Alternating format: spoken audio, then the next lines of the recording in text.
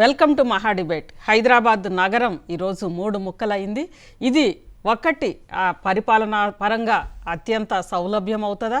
దీంతో పాటు ఈరోజు నగరం మొత్తం కూడా పెరిగిపోవడం, విపరీతంగా పెరిగిపోవడము, జనాభా పెరిగిన నేపథ్యంలో అన్ని సమస్యలు కూడా ఒక్క కార్పొరేషన్ కింద ఉంటే పరిష్కరించడం కష్టం కనుక ఈ మూడు కార్పొరేషన్స్ కింద మారిన హైదరాబాద్ ఇక మరింత శరవేగంగా అభివృద్ధికి ముందుకెళ్తుందా? దాంతోపాటు ఇటీవల కాలంలో కుదేలైన రియల్ ఎస్టేట్ ఈ మూడు మహానగరాల తర్వాత కొంతవరకు కోలుకుంటుందా? ఇదే అంశానికి సంబంధించి మహా డిబేట్లో మనతో మాట్లాడడానికి రాజశేఖర్ రెడ్డి గారు ఉన్నారు, కార్పొరేటర్. అదేవిధంగా శ్రవణ్ మల్కాజ్గిరి గారు, ఇద్దరు కూడా కార్పొరేటర్ ఉన్నారు. ఒకరు బీజేపీ, అదేవిధంగా కాంగ్రెస్. ముందుగా రాజశేఖర్ రెడ్డి గారితో మాట్లాడదాం. రాజశేఖర్ రెడ్డి గారు.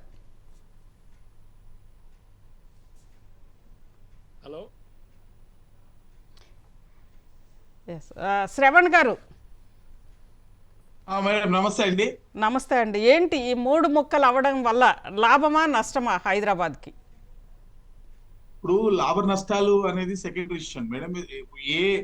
ఏ బేసిస్ మీద ఈ రోజు డీలిమిటేషన్ చేశారన్నది ఫస్ట్ పాయింట్. ప్రజలకు నిజంగా కూడా సేవలు చేసేటువంటి ఉద్దేశంతో డీలిమిటేషన్ చేస్తుంటేనేమో దాని మీద మనకు అభ్యంతరం ఉండేది కాదు. కానీ ఇది ఒక పొలిటికల్ డీలిమిటేషన్ చేయడాన్ని మనం వ్యతిరేకిస్తా ఉన్నాం.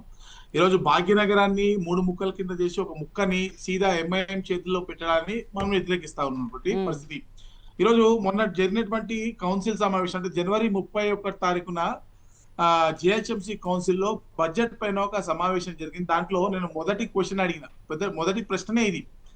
ఈరోజు భాగ్యనగరంలో ఏ పిల్లాన్ని కదిలిస్తున్నా కూడా మూడు కార్పొరేషన్స్ కింద చేస్తారు, అంటే అప్పటికి ఇంకా జియో రాలేదు కాబట్టి చేస్తారని చెప్తా ఉన్నారు. మీరేమో సింగిల్ కార్పొరేషన్ బడ్జెట్ పెట్టారు. మరి ఈ బడ్జెట్ ని ఏ బేసిస్ మీద, ఏ ప్రాతిపదికన ఈ రోజు బడ్జెట్ ని రేపొద్దున విభజించనున్నారు? మూడు కార్పొరేషన్ అనౌన్స్ చేసిన తర్వాత ఈ సింగిల్ లార్జెస్ట్ బడ్జెట్ పెట్టాము, జిహెచ్ఎంసీ చేతిలోనే biggest number of amount budget కింద పెట్టామని చెప్తా ఉన్నారు కదా.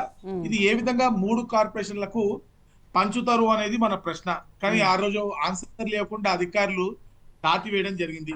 ఈ రోజు కూడా మళ్ళీ అడుగుతున్నాం, ఈ రోజు మూడు కార్పొరేషన్ల విధి విధానాలు ఏంటి, విభజన ఏ ప్రాతిపాదికన జరిగింది, ఆస్తుల పంపకము, ఆదాయము, అప్పులు ఏ విధంగా పంచారు, దానిపైన చర్చ, ఎటువంటి చర్చ లేకుండా, ఎటువంటి ఎక్స్పీరియన్స్ ఉన్నటువంటి అధికారులను కూడా పెట్టకుండా ఈ రోజు పూర్తిగా ఈ విభజన అనేది ఇష్టానుసారంగా చేయడానికి మాత్రం మేము వ్యతిరేకిస్తున్నాం ఖచ్చితంగా. ఎందుకంటే ఇప్పుడు మల్కాజ్గిరి మున్సిపల్ కార్పొరేషన్ పెట్టారు. మల్కాజ్గిరి మున్సిపల్ కార్పొరేషన్ లో ఒక అడిషనల్ కమిషనర్ వినయ్ కృష్ణారెడ్డి గారిని పెట్టి ఆయనని ఎక్కడి నుంచో పట్టుకొచ్చారంటే సిటీలో జిహెచ్ఎంసీ పైన అసలు అవగాహన లేనటువంటి ఒక ఐఏఎస్ తీసుకొచ్చి దానిపైన పూర్తి స్థాయిలో పెట్టారు. అట్లనే అనేక మంది జోనల్ కమిషనర్లు, ఒక రాధికా గుప్తా కానివ్వండి, ఒక సచిత్ గంగ్వార్ కానివ్వండి, వీళ్ళందరూ కూడా ఇన్ఎక్స్పీరియన్స్డ్ ఫ్రెష్ క్యాడర్ ఉన్నటువంటి ఐఏఎస్ లను జిహెచ్ఎంసీ పరిపాలన, అడ్మినిస్ట్రేషన్ అంటే అసలు అవగాహన లేనటువంటి వాళ్ళని తీసుకొచ్చి ఈరోజు పెట్టడం జరిగింది. అంతేకాదు అసలు ఈరోజు ఈరోజు ఆఫీసులు కూడా కనీసం లేనటువంటి పరిస్థితి. ఆస్తుల విభజన జరగలే, ఏ జోనల్ ఆఫీస్ ఎవరికి పోతుంది. సికింద్రాబాద్ జోనల్ ఆఫీస్ ఉంది ఫర్ ఎగ్జాంపుల్, అది మల్కాజ్గిరికి ఇస్తున్నా, సికింద్రాబాద్ కి వస్తున్నా అన్నటువంటి ఒక క్లారిటీ లేనటువంటి పరిస్థితి.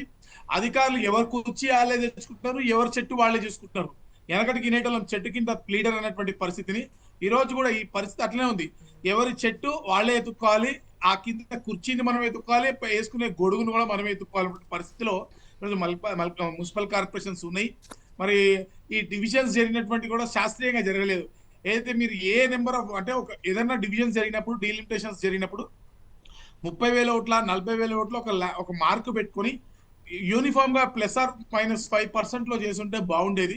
కానీ ఆ విధంగా చేయకుండా ఈరోజు మరి ఒక చోటేమో డైరెక్ట్ 60,000 ఓట్లు పెట్టిరు, ఒక చోట్లేమో 20,000 ఓట్లే పెట్టిరు. 20,000కి 60,000కి 40,000 ఓట్ల వ్యత్యాసం ఉంది. అంటే ఎవరికి లబ్ధి చేకూర్చడం కోసం ఈ స్థాయిలో మరి ఓట్ల వ్యత్యాసం వచ్చే విధంగా డీలిమిటేషన్స్ చేశారనేది ఎవరికి అర్థం కానటువంటి అంశము.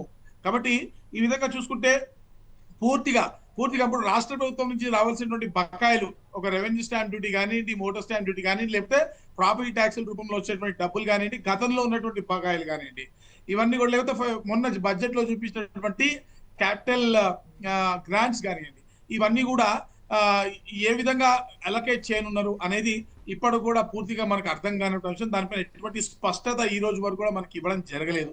కాబట్టి ఈ అంశాలు ఏవి చర్చించకుండా మొన్నటి వరకు ప్రజలు ఎన్నుకున్నటువంటి బాడీ ఉన్నప్పటికీ కూడా ఆ బాడీలో ఎవరిని చర్చ పెట్టి ఎక్స్పీరియన్స్ ఉన్నటువంటి ప్రజాప్రతినిధుల ముందు సమక్షంలో ఇదంతా చర్చ చేసి ఒక శాస్త్రీయ పద్ధతిలో ఇచ్చేస్తుంటే బాగుండేది.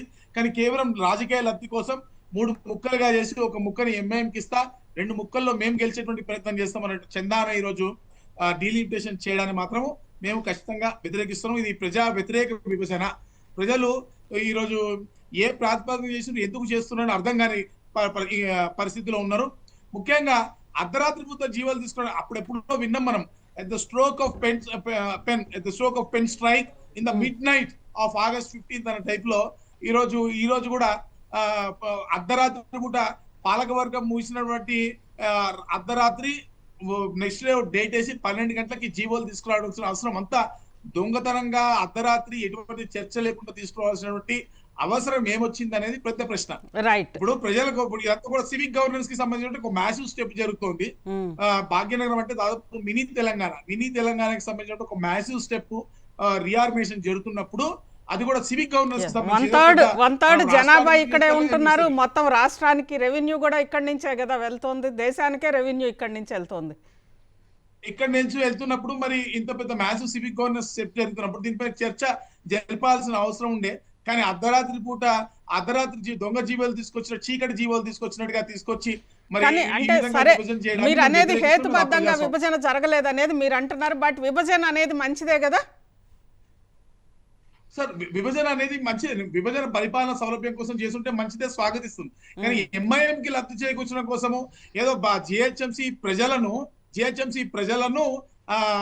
ఎంఐఎం కి కొత్త మాకు కొత్త పంచమన్న విధంగా పంచుకోవడాన్ని వ్యతిరేకిస్తున్నాం. ఈ రోజు మాకు ఏ విధంగా వస్తున్నా భాగ్యనగరం హైదరాబాద్ అంటే మనందరిది అనేటువంటి ఒక ఫీలింగ్ ఉండే. కానీ ఈ రోజు విభజించి మమ్మల్ని వేరు చేసిర్రు. భాగ్యనగరానికి మాకున్నటువంటి పేగు బంధాన్ని కట్ చేసినటువంటి ఒక ఫీలింగ్ ఈ రోజు ప్రజల్లో ఒక సెంటిమెంట్ రూపాన వచ్చింది. మమ్మల్ని అన్నదమ్ములు